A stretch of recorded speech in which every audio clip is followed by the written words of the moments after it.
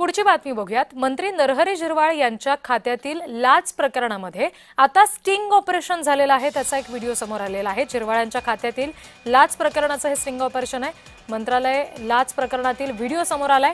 राजू ढेरिंगे आणि पीए रामदास हे या व्हिडिओमध्ये दिसतायत। जय महाराष्ट्र या व्हिडिओची पुष्टी करत नाही, मात्र हा एक कथित व्हिडिओ समोर आलेला आहे। मंत्री नरहरी झिरवाळ यांच्या खात्यामध्ये लाचखोरीचं प्रकरण काही दिवसांपूर्वी समोर आलं। त्याच्यावरून थेट झिरवाळांच्या राजीनाम्याची मागणी झाली आणि आता त्या संदर्भातलं हे स्टिंग ऑपरेशन आहे असा दावा करणारा हा व्हिडिओ समोर आलेला आहे। प्रतिनिधी जय पवार या सगळ्या संदर्भात आपल्याला आणखी तपशील देत आहेत। जय,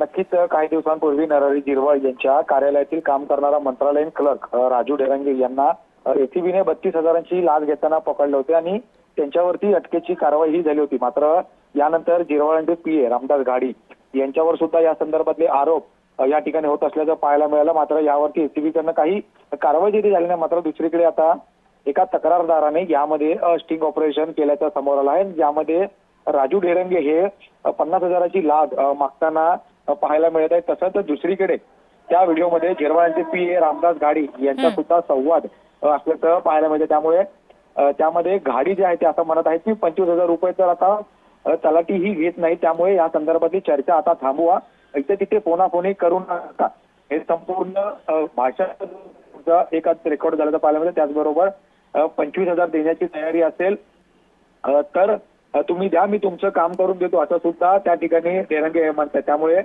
आता 50,000ची लाच मागताना स्पष्टपणे ढेरिंगे यांचा ऑडिओ त्या ठिकाणी रेकॉर्ड झाल्याचं पाहिलं होतं। त्यामुळे सध्या राजू ढेरिंगे हे न्यायालयीन कोठडीमध्ये आहे। त्यामुळे झिरवाळ यांनी सुद्धा आपली भूमिका त्या ठिकाणी स्पष्ट केली होती। पत्रकार परिषद घेत त्यांनी सुद्धा या संदर्भातलं स्पष्टीकरण दिलं होतं की या संपूर्ण प्रकरणामध्ये माझा काहीही संबंध नाही। त्यामुळे या संदर्भातला आता ज्याच पद्धतीने स्टिंग ऑपरेशनचा व्हिडिओ हा समोर आला आहे, त्यामुळे आता एसीबीकडनं यावरती काय नेमकी कारवाई केली ते, कारण तक्रारदाराने हा संपूर्ण व्हिडिओ पुरावा जो आहे तो हा स्वतःकडे रेकॉर्ड करून ठेवला होता आणि तो आता सध्या समोर आल्याचं पाहायला मिळतं। त्यामुळे अटकेत असलेल्या राजू ढेरिंगे आणि झिरवाळांचे पीए रामदास घाडी यांच्यामध्ये झालेला संपूर्ण संवाद त्या व्हिडिओ रेकॉर्डमध्ये आल्या पाहायला मिळतं। त्यामुळे या संदर्भात आता एसीबी कडनं पुढे काय कारवाई केली जाते हे पाहणं तितकंच महत्त्वाचं असणार आहे। निश्चित, धन्यवाद सगळ्या तपशिलांसाठी जय।